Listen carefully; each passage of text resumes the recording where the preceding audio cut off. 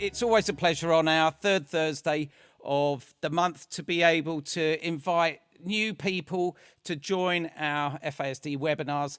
And it's a real pleasure for me tonight to be able to introduce Caroline Day, an amazing author who we've known each other now for a couple of years as you've been involved more and more in understanding FASD.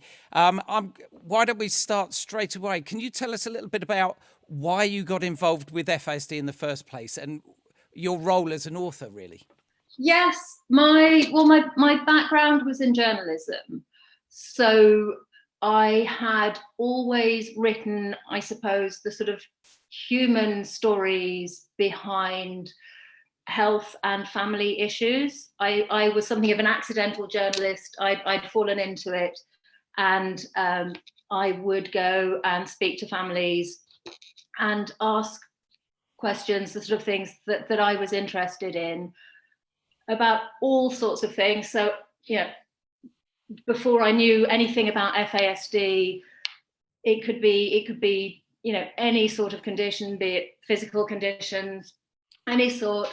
So, for example, something that I did early was speak to a young woman who had Tourette's syndrome, for example, where that was something that probably people only saw a headline. So it's spending time and trying to listen to what there is behind there.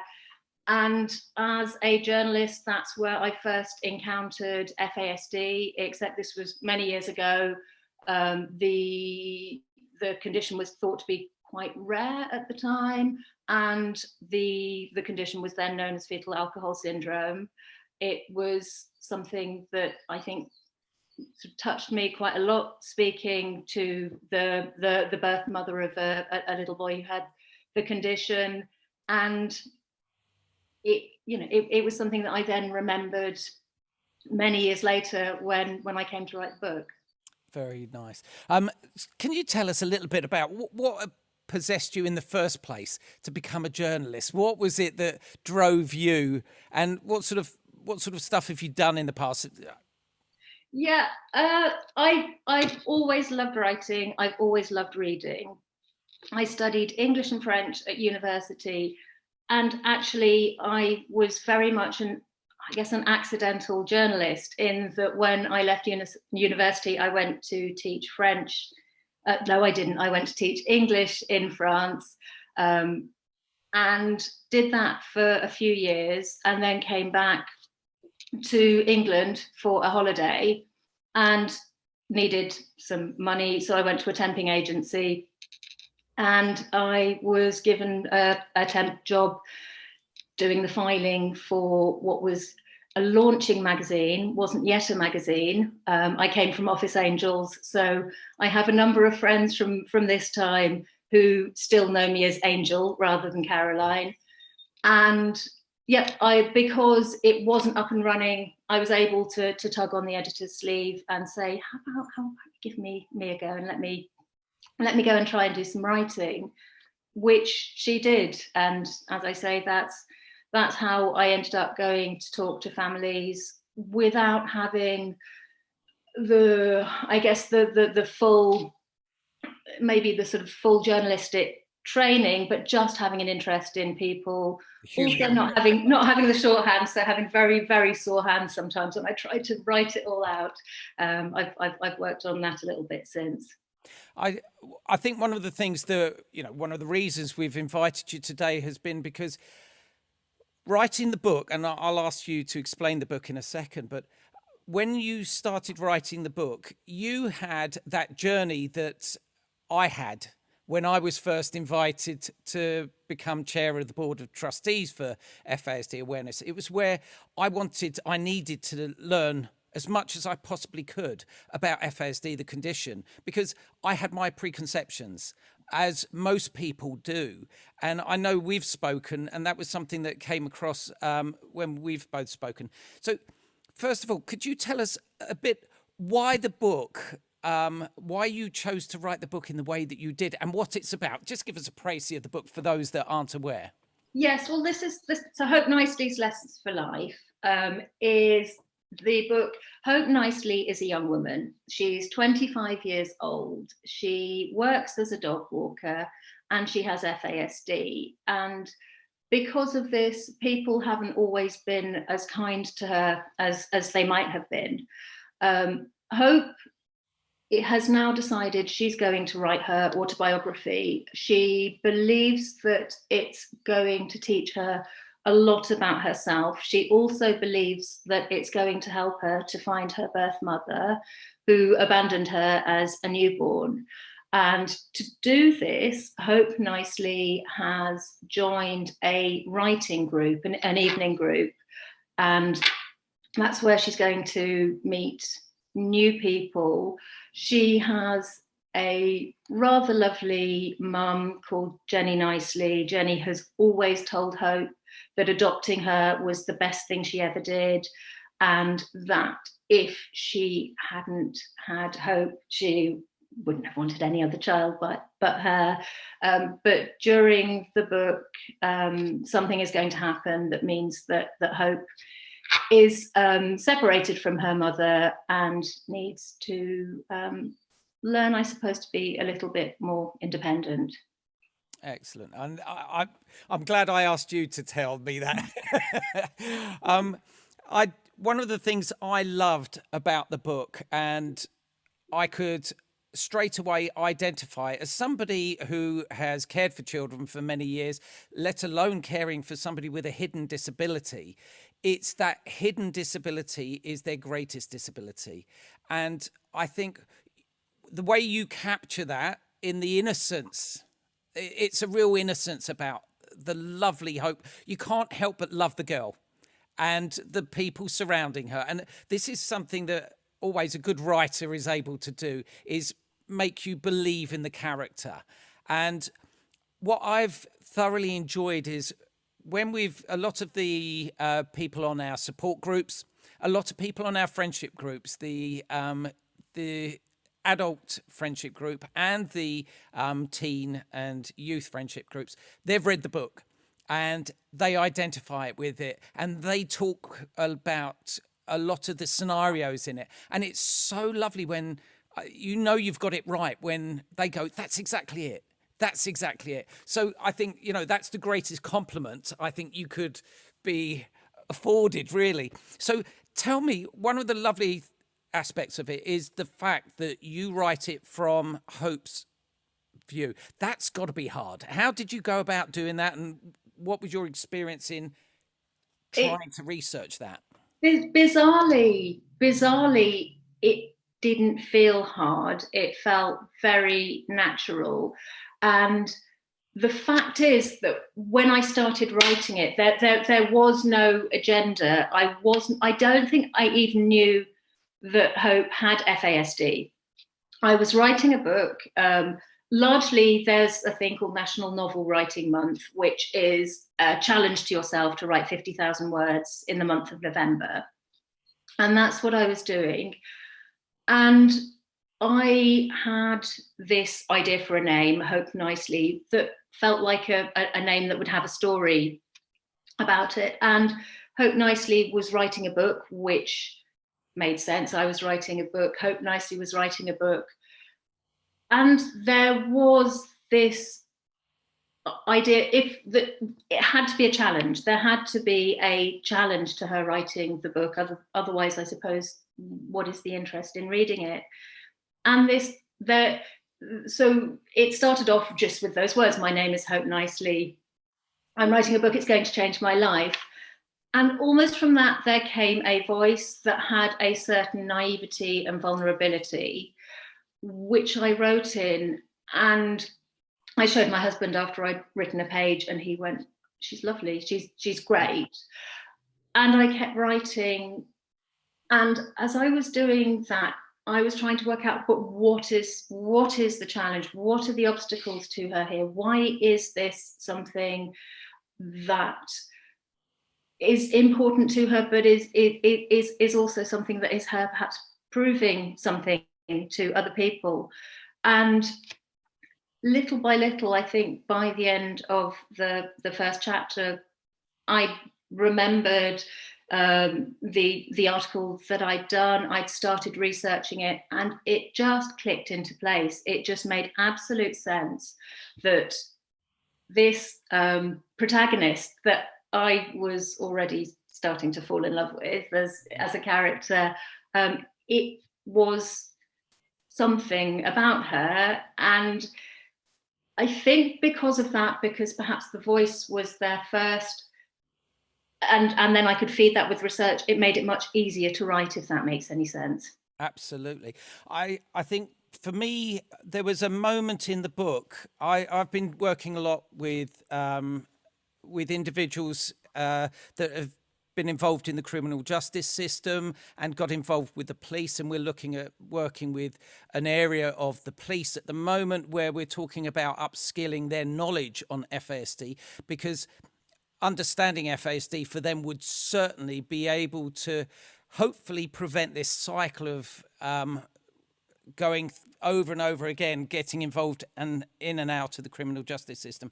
But one of the things that I found you wrote really well was, I'm not going to give too much away here, but when there was a meltdown, an occasion when there was a meltdown, and we all, when we read the book, and I say we all, it's because of all the people that I've spoken to about it as well, when we've done our book club thing, and when they talk about that meltdown and how they feel, how the individuals that have read the book with FASD feel, they understand it, they get it, they absolutely get it. There's that meltdown, that red mist comes in, the fear factor, and it's just hide.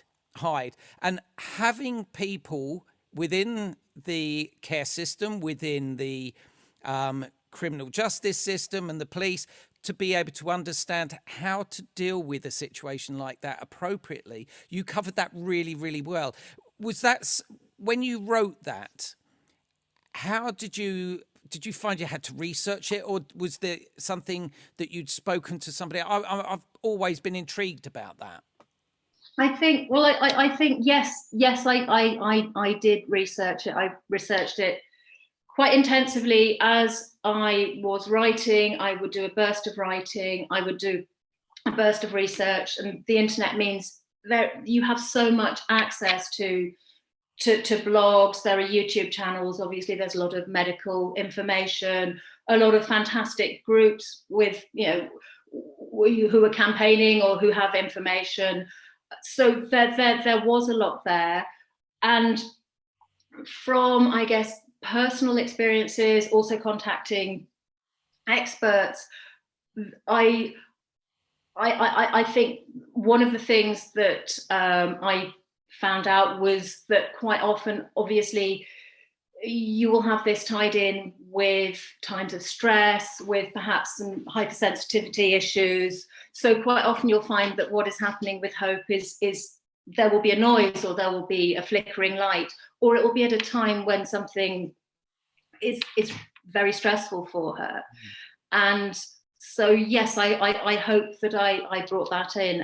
And in terms of the meltdowns, as I say, I tried to look as widely as I could on, you know, on people's personal experiences, those with lived experiences, how they described it, and to bring that into it. And I mean, you've on a couple of occasions you've attended our FASD Family Fun Days that we have down at Leeds Castle, and had that first-hand experience of meeting a lot of the families and the siblings as well, and understanding the siblings, the importance of their role in that family, because with a good care is usually with the center, the individual with FASD is usually at the center of the care plan surrounding that child, and the family have to adapt their own family lives around that. And often the siblings, their role is not really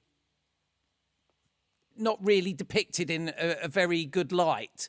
And that was something that you did really well as well, with one of the other characters that you have in the book, in understanding autism and the relationships that they have with other people. And this was the fascinating thing that a lot of our people spoke about, was how to identify the relationships and things that they miss in conversations that when they're reading in a book, they can grasp better. Can you tell me, was there something that you found? What was the area that you struggled most with when you were writing the book? I think what was my foremost concern was always that hope was authentic, because I was creating a fictional character. She felt real to me, and it's a novel, but at the same time, obviously, there are thousands of people for whom this is a lived experience every day. And I think the thing that I found, the was foremost for me was that she felt authentic, that she felt respectful. So yes, that was very important to me. Absolutely. And that's also FASD Awareness were very helpful and gave me great encouragement. Yeah, Tracy, I'd spoken to you, always there if I. Oh, it was always lovely having you and your husband down to see us. The other thing I wanted to ask you was, when we're talking, one of the lovely things about Hope is her interpretation of situations, but one of the things that we're always very conscious of, FASD Awareness, is the stigma and the blame culture that surrounds a lot of families with FASD, particularly the birth mothers. Now, I love the way that she describes, we've had on a previous webinar, we had the lovely Maggie May, and she spoke very affectionately and sensitively about her birth mother and her understanding of that condition, and also the reasons why she was born with FASD. And you wrote in a very similar way, which really appealed to me because of that lack of stigma, that lack of blame. Can you tell us a little bit about that, why you chose to write like that? Yes, well, as I say, years earlier, so in the perhaps mid 90s, because I'm very old now, I'd done the feature of a birth mother who had a child, I think about 4 or 5 years old, and that had struck me a lot. The courage, I suppose, of this woman to get in touch with a magazine to tell her story, and the honesty that she told it with. And it is one of those things that I think in writing the story, I realized a lot more that yes, it is something that could happen to anybody.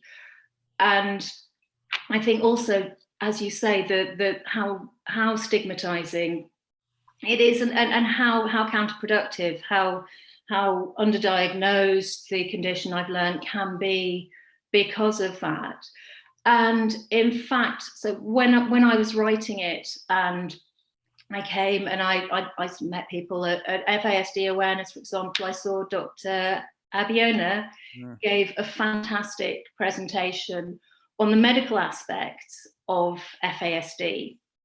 And in my late 20s, I'd had a miscarriage. I hadn't known that I was pregnant. I didn't have a clue. I had been out on a works picnic, which had been a very boozy affair. And the following morning, as I say, without knowing that I was pregnant, I'd miscarried. The doctors had no, I said, is it because of how much I drank? They said they didn't know.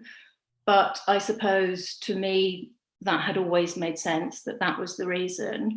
It was, as I say, I hadn't known I was pregnant. I went on, I had 2 children afterwards. But when I saw Dr. Abiona talking about all the different times of gestation and the way in which alcohol can affect the fetus differently, it was about 9 to 10 weeks when a miscarriage is most likely to be the effect of it.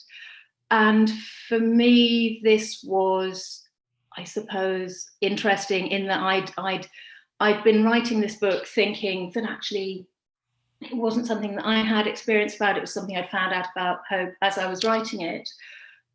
But actually, it also made me realize, not that I know, for definite that was what caused it, but that there is, another possible parallel in which there hadn't been a miscarriage, and in which my beautiful fictional daughter could be a child who could have the same condition. Yeah. So I guess in terms of the stigma, for me, it does feel like something that it's probably far easier for people to judge than perhaps it should be. And absolutely, as you say, it is something that could happen to anybody. And I think, we can all talk about it, we can all express it in different ways, but I think when you read it and when you hear it from the voices of those with FASD, it has much greater impact.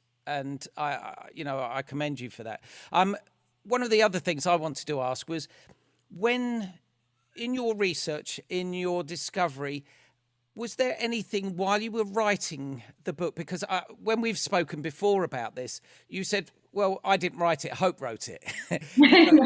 You're really inside the head of Hope. Yeah, absolutely. Was there something that you discovered about yourself by writing in the mind of Hope? Oh, a lot, I think. Hope. Yes, she is very. She has so much of me in her, and it's funny. I see it a lot more now than I did writing it. I don't think I could have written it so easily otherwise. But yes, finding words and the fact that Hope is never quite certain what's going to come out of her mouth next. And in the writing, she does say that. She says, I'm never quite sure what I'm thinking and what's actually coming out of my mouth. I think that's possibly true of me too. And she was, I do like, as you mentioned, you explained why Hope is writing the book in the first place. And I think that group of individuals that she's writing the book with in that class, there's one or two that are confusing at first when you're reading the book, but there's certainly one person who has his, we all know that person that is objectionable, that is not considerate of anybody else in the room, thinks they're the bee's knees. Now, I loved everybody else's response to Hope's innocence, and they all wanted to protect Hope in that. Why did you write about that character? Was that the reason you wanted to get across the fact that there are people out there that can be very cruel? Yes. I think it's important that was reflected. I think that's only realistic, I think. And there's him, and I think you also see in what Hope says, and she's not sorry for herself generally, no. But there will be mentions of her school life wasn't a very happy one, because people weren't always terribly kind to her, including, you have some suggestions that perhaps teachers wouldn't have understood her. And yes, then you have this man called Ludovic, who is equally very judgmental, very sure that really she shouldn't be in that writing class, because she is not what his expectation of somebody doing a writing class is. Yes. I don't want to give away too much with it. People have got to read the book, but I think these little snippets really, for a lot of the people that have read the book, it's one of those books that last with you for quite a while afterwards. After I'd read the book myself, I then got an audiobook version of it, and we played it in the car when I was driving my son to school and back, and we would listen to it constantly. And then I would pick up my foster son from school, and he'd come in at different times. And my foster son has ADHD and autism, and he was absolutely transfixed. And he would come out with comments that were very simple comments, and would say, well, that's very cruel of the person to talk like that. And he was it seemed like he was mimicking Hope's words, because he understood Hope's interpretation of that man in the most simple terms. But he also understood how everybody else started to support Hope and sympathize with her and actually protect her. And there was he made this lovely comment to me. He said, well, that's really nice. That's very kind of them, isn't it? And I like the fact that he was able to actually identify that, when quite often he can't identify his own problems or his own actions a lot of the time. So it really is a sort of book that a lot of people get a lot of things out of, and it lasts with them. When you were writing in Hope's words and in her mind, and trying to adapt the emotional, what was the difficulty for you when you have a neurotypical brain and we think about our response? Would you react to something as you're writing it? Would you react to something and think, okay, how would Hope think of this? Or did you interpret it in a different way? What was your process there? I suppose generally, where you're looking at the plot, I would have looked at it as the outsider, as looking at how the plot would work. And then I guess I do method write. So I would try and be back inside trying to think how Hope thinks. The family, they'll always sort of look at me, what's wrong, or what are you laughing about? It's like, no, I'm just writing. I think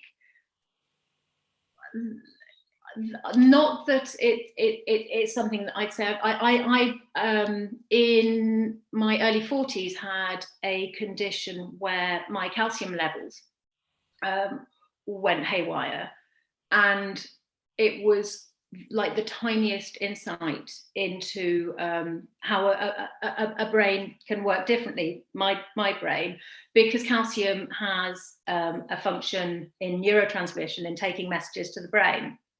And so whilst I had these sort of sky-high calcium levels, I would find that my thoughts would get lost.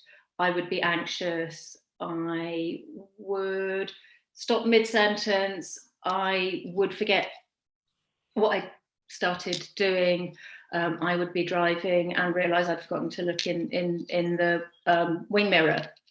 And I suppose that gave me a real interest into the way that brains do work differently. And that, I was a neurotypical person, but had that experience of my thoughts bouncing, as Jenny nicely says, at different angles.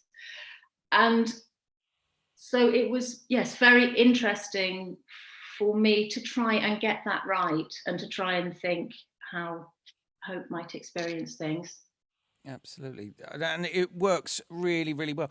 I'm also intrigued by the relationship of the adoptive mother, because so many of our families that come to our support groups, they're adoptive families. And you mentioned earlier some of the phrases that Hope's mum, Jenny nicely, comforts her daughter and reassures her and makes her feel loved and wanted, always wanted. And where did that come from? What was your experience of that, and how did that? Why did you choose that sort of character? Well, Jenny, I suppose, again, from having done, I've been a family editor for a long time, so I'd spoken to lots of families and lots of experts who had gone through various experiences and used various strategies and and brought in positivity, which I think Jenny is the most positive of forces. She's also a poet, and I think she helps Hope to see things in quite a poetic way. So yes, I think Jenny was probably everything that I would want for Hope. If that makes sense. Mm. Funnily, the one thing, having come to your amazing activity days, I do look at Jenny now and think, to an extent, there was a sense where she's very protective of Hope. But I have since thought how wonderful it would be for Hope, if Hope were a real person, to have that sort of access to a community that you give with the group. I think Hope would enjoy your friendship groups. I think Hope would like to come to the activity days. I'd love to have Hope there. And Jenny, absolutely. The relationships that Hope develops, it's really interesting that you chose a young adult with FASD and that transitioning, because we've spoken on many occasions and it's something that comes up in a lot of groups, talking about transitioning from child into adult, that crucial time of one's development. And so many of our families with FASD struggle with that time. Now, you wrote about a situation that obviously everyone has to question at some point, and that's if your support network isn't going to be around you for a moment in time or for any length of time, and it throws into question your entire being, and let alone for somebody with FASD. Where did you go with that story? When did you come up with that idea and feel that was something that was going to be a real crucial point in this story? Was that one of the first ideas you had? No. Oh, really? No, not really. I think to an extent it was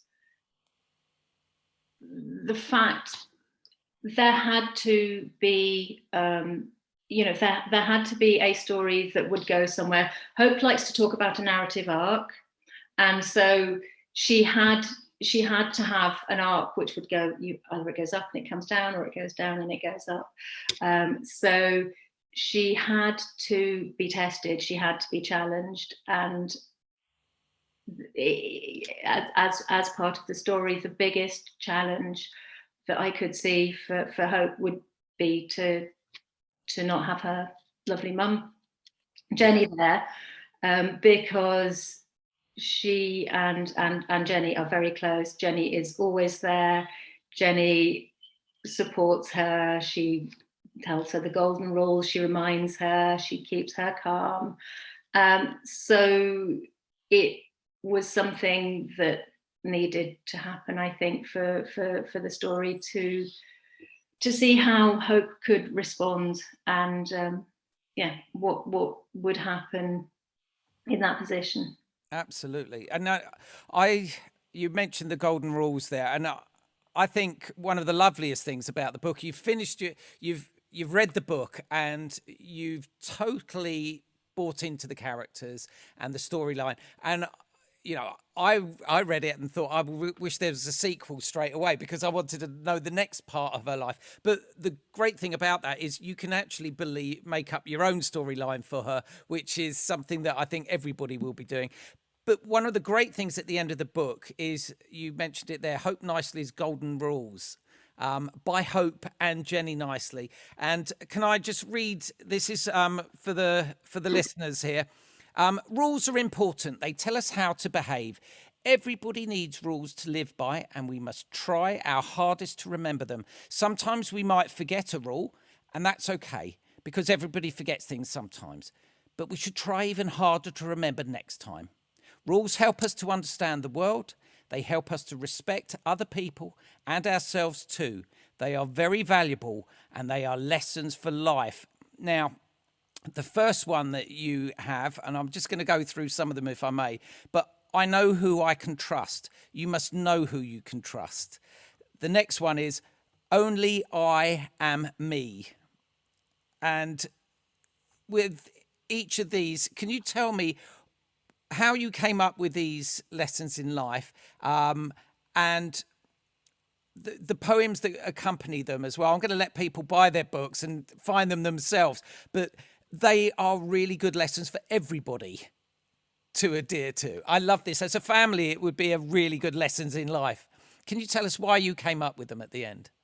Well, they're referred to. So during the book, Hope mentions her golden rules, her lessons for life. And then once I'd written it, it made sense, I suppose, to look back and see what those lessons were.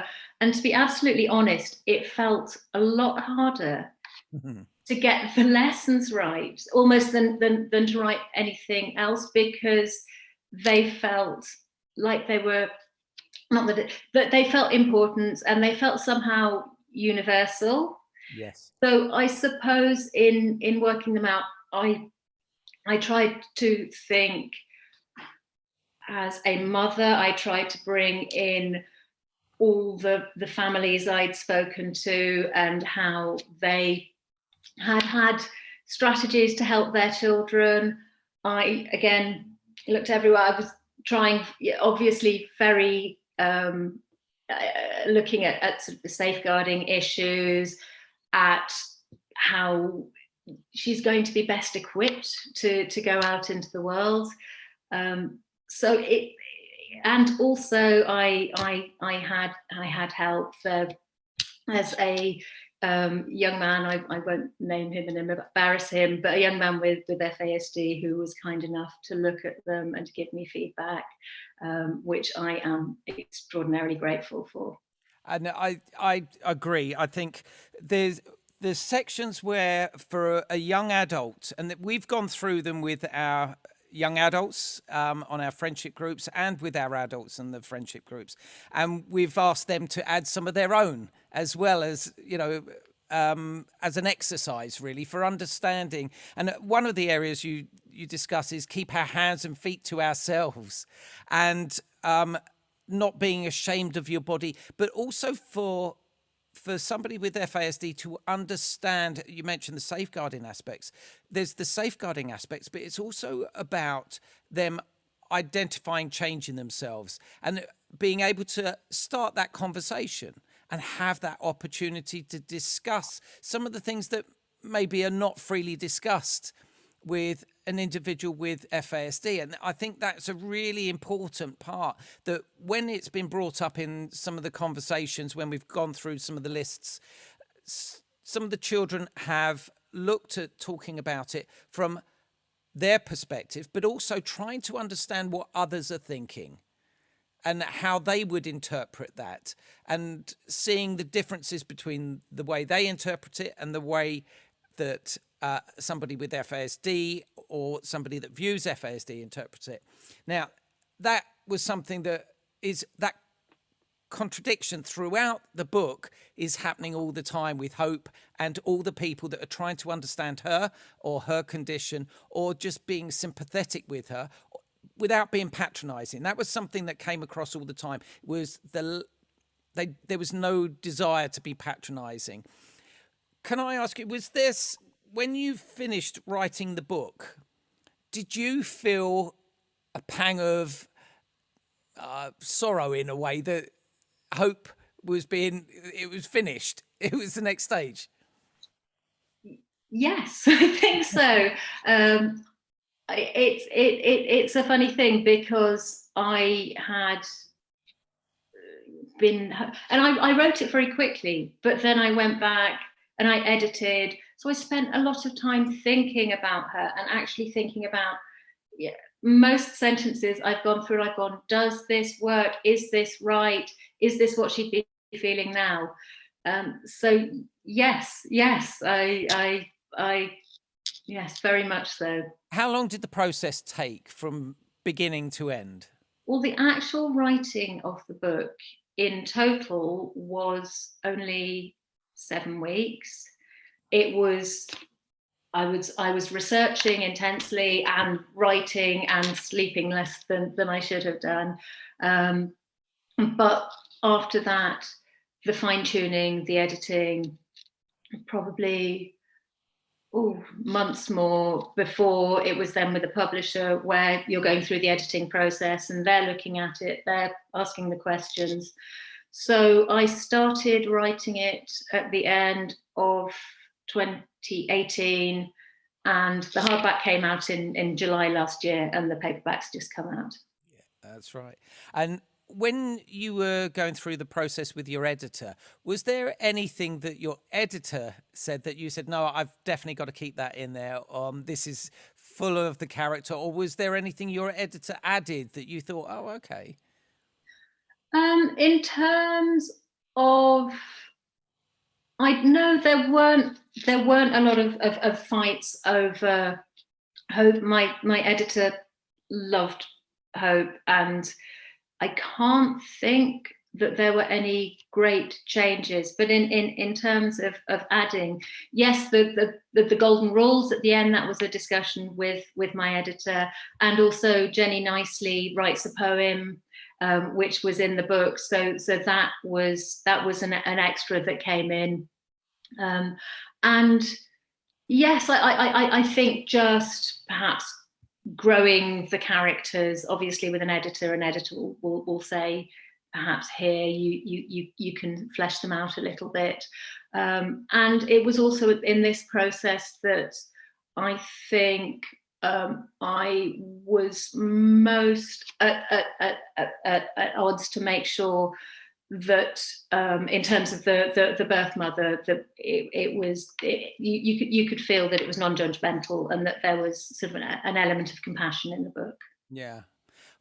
Connecting with FASD individuals now, what are your thoughts when you connect with an individual?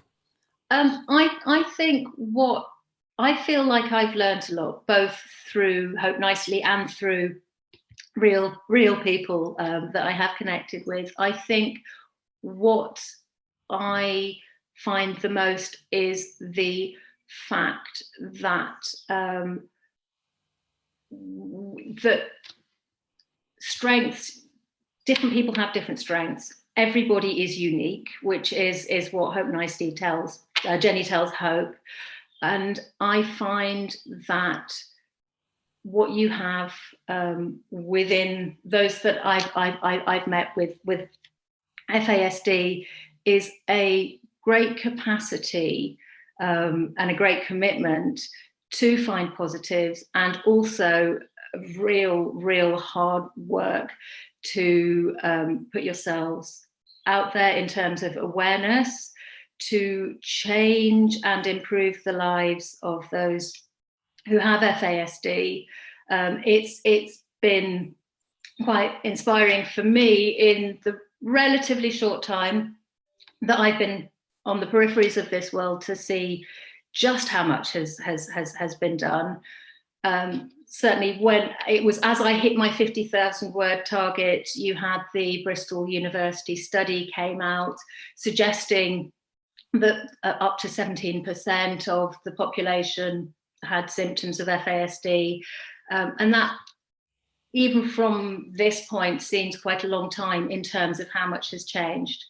And from my point of view, so that on a sort of broader scale, and in terms of individuals, I've just seen A, yes, everybody's unique. B, I would say it is invisible, and it's the realization that it's not something that everybody sees, and that it is always worth the time to sit and listen, I think. Absolutely beautifully said. Now, since the book was launched, you've won so many accolades and so much feedback. You know, on the Sunday Times bestseller list, also won the 2021 Joan Hessayon Award. Can you tell us a bit about the response to the book? The people that are out of the FASD community and people that have been discovering FASD through your book. Can you tell us some of the responses from them? Yes, it's been largely hugely positive. It's wonderful for me to read reviews which say, so people saying that they feel that they will be more empathetic, that they've discovered something that they hadn't heard of, that they've learned a lot about this condition. It's surprising to me still, if I talk to people about my book, how many people have said, what is that? And I think that then if you look at reviews, people are very positive about it. I had lovely comments about how people feel that they will understand it a little bit better. Well, thank you for your advocacy, because I think through a book, people get to discover. I know books have changed my life, and I love constantly the written word being able to influence one's decisions in life and be able to influence change in cultural ideas and differences. I think it's really important.